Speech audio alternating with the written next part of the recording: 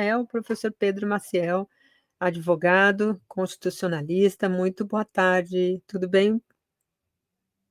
A sessão está fechada para mim. Vamos ver se é. Acho que é aí. Errado, né? Eu sempre começo Agora com foi. som fechado.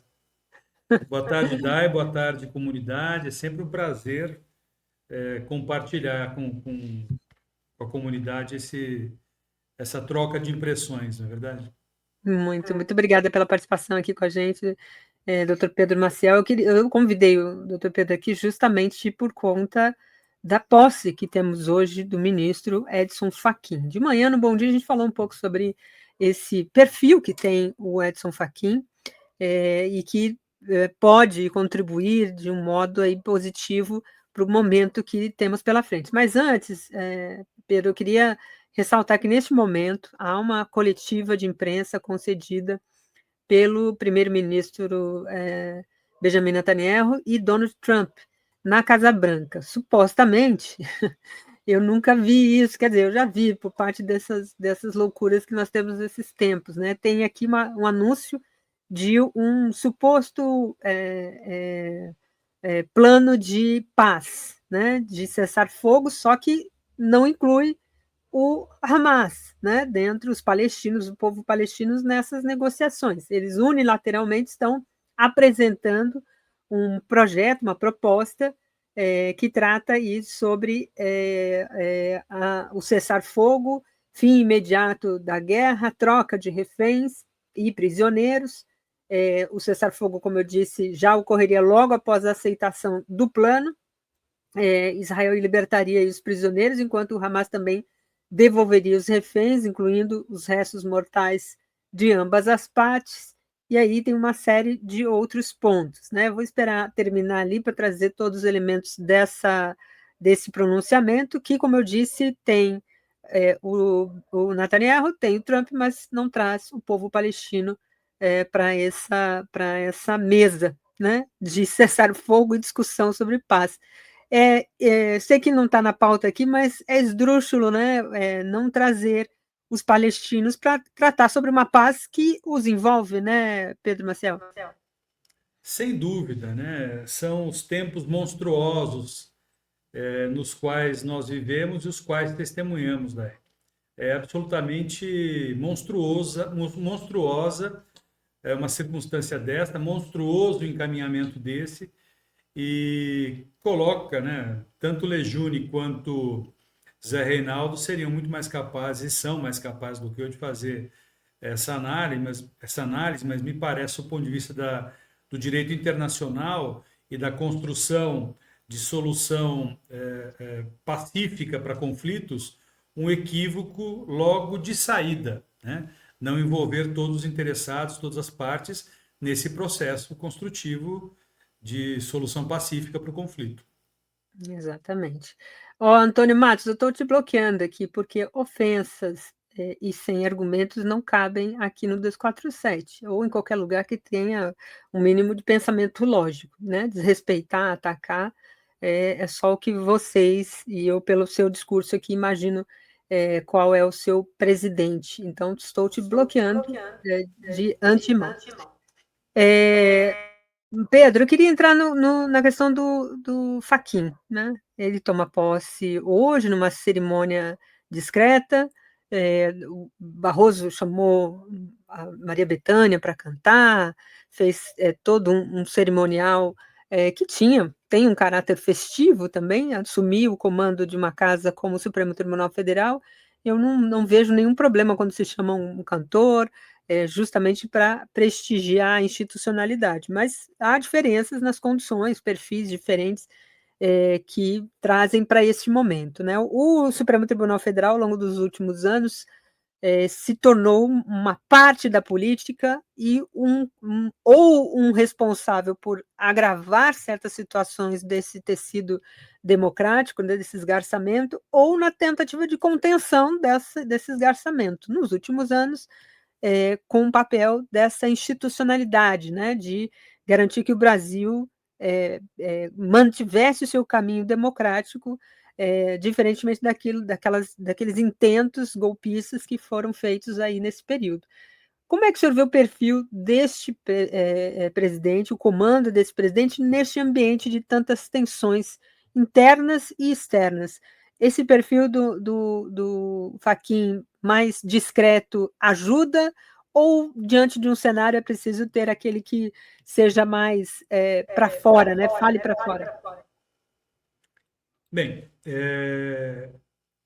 talvez a maioria dos nossos amigos da comunidade saibam, né, que o Fachin é um filho das classes médias intermediárias, né? Filho de um agricultor médio e de uma professora, né? Portanto, é natural e previsível que esse perfil dele mais contido decorra da sua própria história de vida. Não obstante, ele tem uma vida acadêmica e uma vida profissional absolutamente notáveis, né? A gente tem no Fachin, não obstante as posições que ele assumiu, muito especialmente de apoio à Operação Lava Jato, a gente tem nele, ou eu tenho, grandes expectativas. Porque se nós vivemos, né, um período em que foi necessária a aplicação da teoria da democracia militante, em que o Supremo Tribunal Federal foi obrigado a protagonizar-se, o Supremo Tribunal Federal não foi absolutamente ativista nas suas ações e na prestação de tutela jurisdicional. Contudo, o Supremo Tribunal Federal deu interpretação militante no sentido da defesa da democracia, nos termos da teoria do Carl Levenstein, de criar mecanismos ou de aplicar a lei, de aplicar a Constituição de forma rigorosa a garantir a própria sobrevivência da democracia.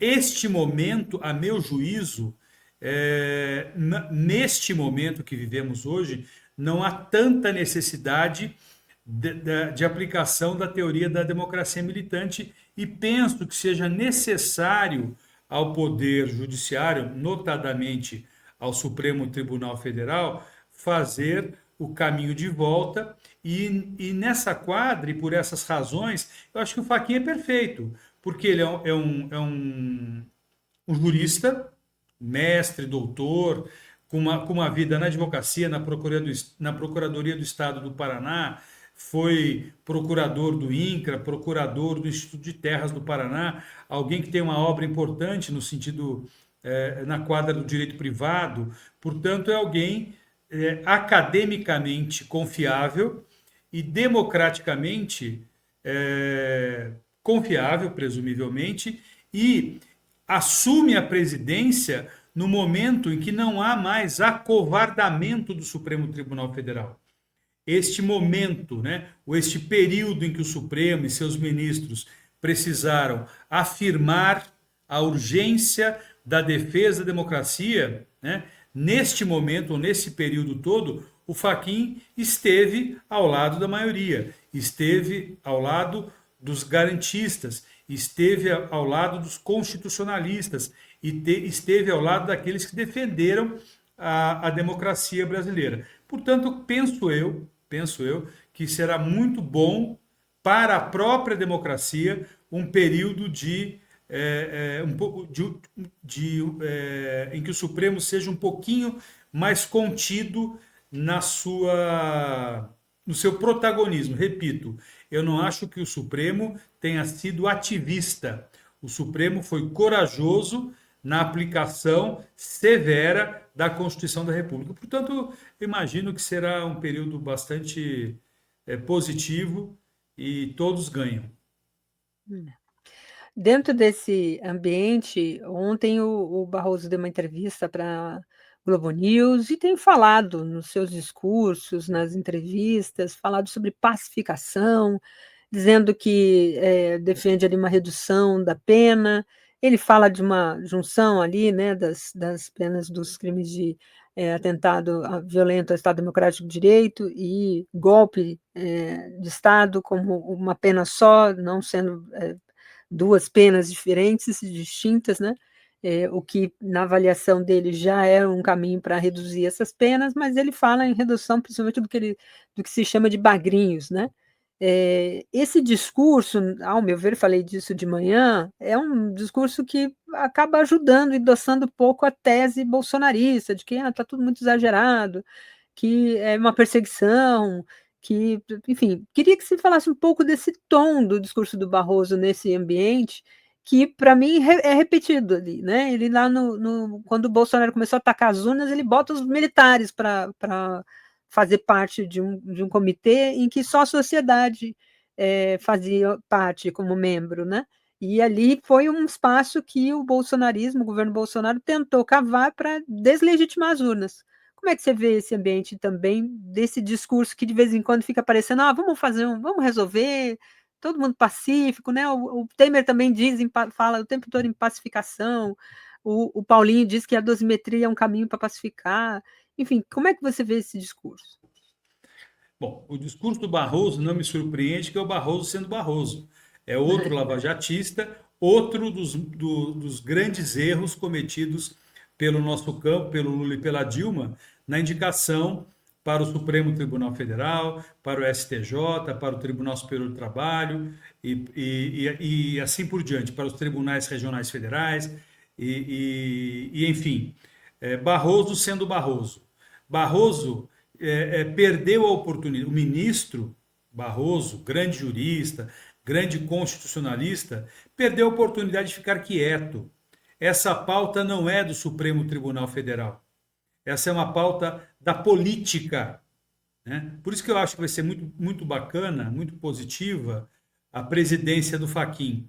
Ministros têm que voltar a falar no processo, né? Pacificação, esse argumento que ele coloca de pacificação é uma estupidez enorme, né? Como de resto é estúpido Paulinho, como de resto são estúpidos todos os bolsonaristas que buscam uma forma, né, de não perderem tudo, porque eles perderam a anistia, perderam o foro privilegiado, perderam a PEC da bandidagem e vão perder também a PEC da dosimetria. Dura lex, sed lex, né? Aprovar uma lei de oportunidade, né, pode até passar pelo crivo da constitucionalidade, o que eu duvido, né? Entretanto, não é papel do Supremo Tribunal Federal posicionar-se de maneira antecedente sobre essa questão. A questão não chegou ao Supremo. Em não tendo chegado ao Supremo, trate de colocar em dia sua pauta, ministro Barroso, e deixe que os partidos políticos de esquerda, de centro e de direita debatam esse assunto, né? Eu pessoalmente, me oponho grandemente a qualquer tipo de legislação de oportunidade. Repito, dura lex, sed lex. A lei é dura, mas é a lei. E todos devem responder pelos seus atos, na extensão deles e naquilo que prevê a lei, né? Então, errou o Barroso, passou do ponto, devia estar sob o efeito das festividades dos dias anteriores, do dia anterior, né? Em que ele cansou, em que ele cantou, subiu no palco e apresentou-se como que ele gosta de ser, a estrela do momento. Então, volte a cuidar da sua pauta, ministro Barroso.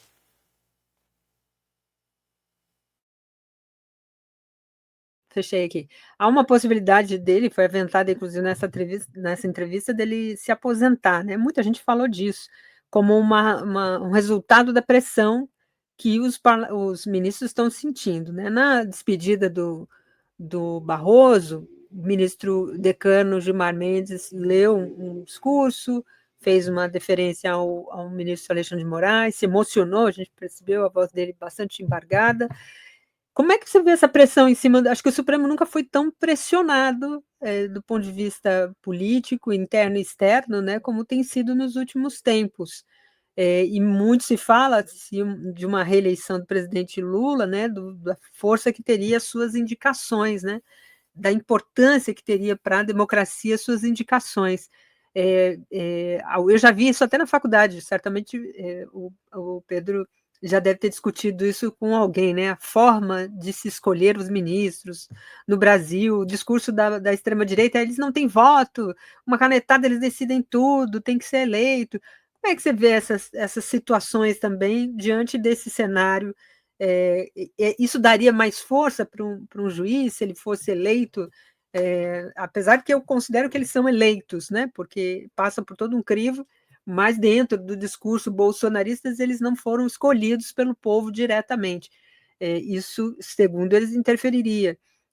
Ao longo do tempo, os escolhidos pelo campo progressista, pelo Lula, pela Dilma, votaram contra, muitas vezes, esses personagens da política, né? A indicação deles pelas mãos de Dilma e Lula não fizeram ter uma caneta menos ou mais pesada, muito pelo contrário, às vezes acho que até pesou mais contra, não a favor. Mas como é que você vê esse ambiente da escolha que a gente tem pela frente e, ao mesmo tempo, essa pressão, né, que eles demonstraram, que estão sentindo essa pressão, estão firmes, estão resistentes, defendendo a democracia, mas estão sentindo essa pressão, né? Nós temos um amigo aqui em Campinas, o Vandão, né? Ele é o vice-prefeito, filiado ao PSB, e ele repete uma frase que o Jacob Ittar sempre dizia, né, para a nossa geração: quem é do mar não enjoa, independente da tempestade. Né? Então, só se deixa pressionar quem não está preparado para as pressões que adviriam naturalmente da posição que ocupa. Né? Então, é o que eu penso de quem se deixa pressionar. Né? Mostra que não está preparado para aquela posição. Em relação ao Barroso, seria uma grande, a meu juízo, né? Seria uma grande notícia ele anunciar a sua aposentadoria. Eu acho que a República ganha. A República ganha porque ele foi um dos que mais se acovardou e um dos que mais abraçou o lavajatismo. Me lembro, inclusive, uma matéria, não sei se foi no Fantástico, em algum desses programas de domingo, ele recebeu o Deltan com honras de chefe de Estado na casa dele, na biblioteca dele, no Raquel Park. Quer dizer, eu tenho do Barroso, naquele período, as piores lembranças. E vem me dizer agora que votou com dor no coração em relação ao Lula, sinto muito, né? Então, a grande notícia para a República seria a aposentadoria do Barroso. Em relação à forma de acesso aos cargos de ministro do Supremo, do STJ, Tribunal Superior do Trabalho, Tribunal Superior Eleitoral, tribunais regionais federais, tribunais regionais do trabalho, tribunais de justiça, eu tenho uma opinião, viu, Dai? Eu acho que o modelo é quase bom, quase bom. Eu só não me agrada alguém ser nomeado com 40 anos para o Supremo Tribunal Federal, ou 42, como é o caso do Toffoli e do André Mendonça, e ficar até os 75. Né? Então, eu acho que o modelo é bom, a correlação de forças é importante. Para alguém ter o seu nome considerado, isso mostra um poder importante de articulação, um poder importante de respeitabilidade acadêmica, de reconhecimento acadêmico, de reconhecimento do mundo jurídico e do mundo político. Contudo, a meu juízo, o ideal seria que o indicado pelo presidente, né, ou pelo governador, sabatinado por quem de direito, no caso é o Senado, ficasse 8 anos. Ficasse 8 anos e volta para casa. Juiz volta para sua posição de juiz, advogado volta para o seu escritório, promotor volta para o Ministério Público e assim por diante. Volta para a sua carreira. O objetivo de você ter juristas e não juízes nos tribunais superiores e nos tribunais de justiça e tribunais regionais é que a sociedade, com as suas múltiplas visões, se faça presente. Alguém que é nomeado ministro ou desembargador federal do trabalho ou estadual com 40 anos, vai ficar 35 anos, ele não está colaborando com nenhuma pluralidade. Em 10 anos, ele já absorveu toda a cultura corporativista que o judiciário empresta e se deixa cooptar por ela. Então, para mim, são 8 anos e volta para casa. Volta a fazer o que você fazia, né? Direitinho, bonitinho, sem a criação dessa casta de iluminados, porque, no fundo, Dai, são pessoas como nós, né, que as circunstâncias da vida possibilitaram a eles estudar mais e dedicar-se mais à vida acadêmica, a ponto de chamarem a atenção, a vida acadêmica e a articulação política, a fim de chamarem a atenção de quem de direito capaz de serem indicados, cada qual no seu, não tô, ou seja, não sei se eu fui claro, eu legitimo, eu acho que o sistema não é ruim, é legítimo, eles são eleitos sim, passam por um crivo pesadíssimo, mas me incomoda essa perpetuação de 2, 3 décadas, 4 décadas, eventualmente, numa posição que é de ministro ou desembargador. Tem muita gente concordando aqui com o Pedro Maciel, o Pedro Paulo, o xará também, e xará do Paulo, que está aqui na sala de espera já, diz aqui, concordo totalmente, diz ele, sobre os seus comentários, né? A Nelise pergunta aqui, como agirá o CNJ?